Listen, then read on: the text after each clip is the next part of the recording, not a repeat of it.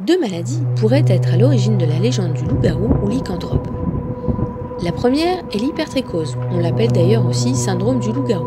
C'est une hyperpilosité, c'est-à-dire un développement anormal des poils qui touche aussi bien les hommes, les femmes et les enfants. Le visage et la dentition sont parfois aussi déformés. Le syndrome d'Ambras en est la forme la plus sévère. Les causes sont multiples. Elles peuvent être congénitales suite à des mutations de gènes, accompagnées des cancers, être liées à des troubles alimentaires ou encore être iatrogènes, c'est-à-dire dues à des prescriptions de médicaments.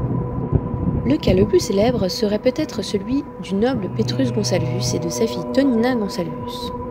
Son hypertrichose fut étudiée et peinte au XVIe siècle. Le tableau se trouve d'ailleurs à Vienne, au Kunsthistorisches Museum, et fait partie de la collection du château d'Ambras. C'est pourquoi cette forme d'hypertrichose s'appelle logiquement syndrome d'Ambras. Plus tard, un autre cas a été connu. Julia Pastrana, une femme mexicaine atteinte de la maladie. Elle fut exhibée en Europe au XIXe siècle comme la femme singe ou la femme la plus laide du monde.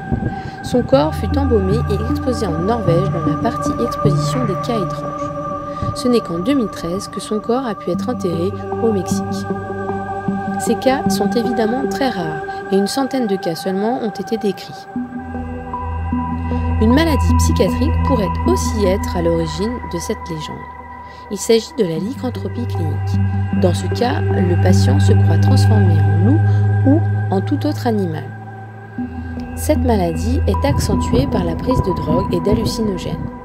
Il s'agit en fait d'une paraphrénie, c'est-à-dire d'un trouble mental caractérisé par un délire paranoïaque avec ou sans hallucination, mais sans trouble cognitif.